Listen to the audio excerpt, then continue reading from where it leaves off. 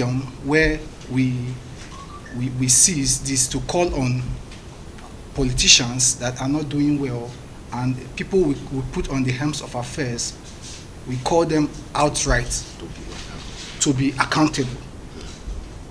The embattled governor of Zamfara State, we seize this medium to call on him to come out in public to explain to us the mutual relationship he has with the former CBN governor and Godwin Emefiele, and the former Minister of Petroleum, Desiani Alice Madukwe, to explain to us, because these same people that I just mentioned their name, they have been persecuted by the law courts as corrupt people.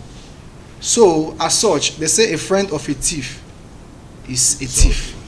So he needs to come and tell us what he knows about them. First and foremost, I want to say here that the previous government of Zamfara State, Alhaji Bello Mentawalle, we learned very reliably that you award a kilometer of road for 75 million to 80 million at most. But can you believe me that this new governor now is awarding the same road, the same 1 kilometer road for 1.2 billion? So you can see the margin is enormous. So you see, these are the things we are talking about corruption. When you point a finger to somebody, 4 is looking at you. We want this new governor to know that Nigerians are watching him. And we are, not only him, other leaders, inclusive, other leaders that are in office in this country, we want them to know that Nigerians as a people, we are waking up. We have slept for too long. That's why a lot of things are going wrong in this country. It is high time, if you're a leader in this country, you must lead well. If you're not leading well, there are people that are watching you behind. We want people to be conscious of what they are doing.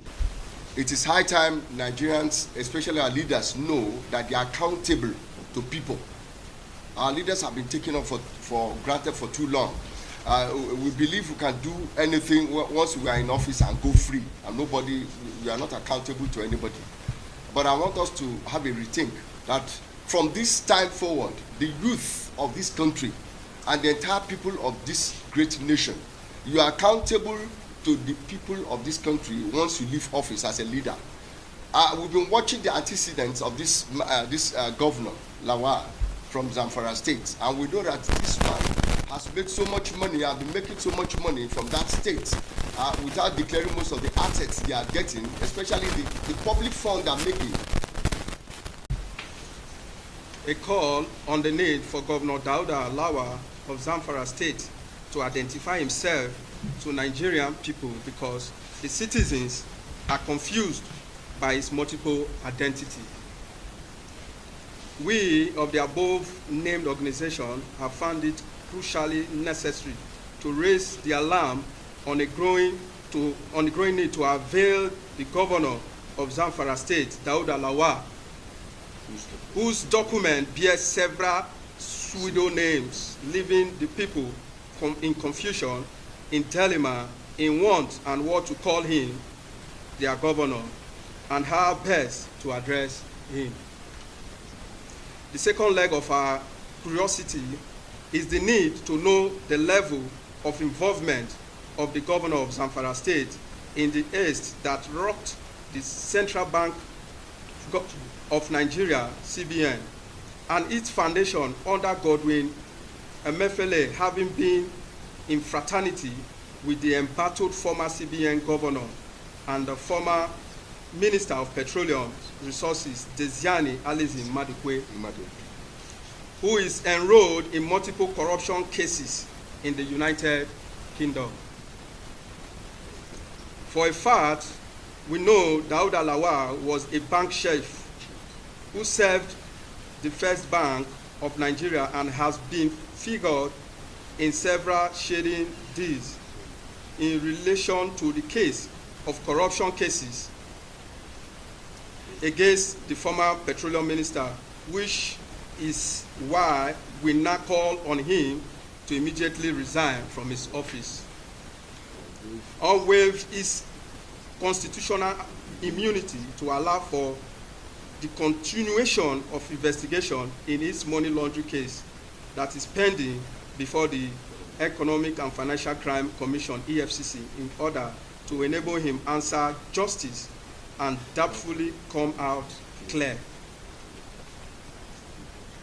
We also invite all law enforcement agencies in Nigeria to put Governor Dauda under watch and subject him to give an account of his stewardship in office for the inflated contract he awarded to road contractors companies before he find his route to the United States of America after stepping down from power.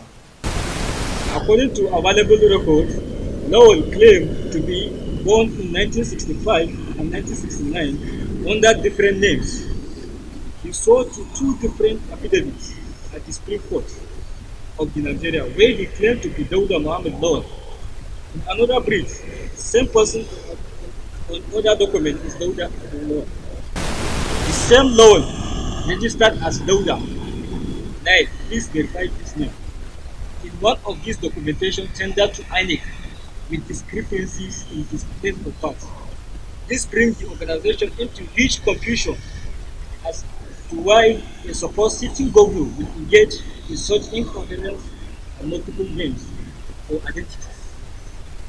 The governor, based on the above analysis, should be subjected to public scrutiny and brought to the court of public opinion. And he always is a duty to tell Nigerians how many times was he born by his parents, how many places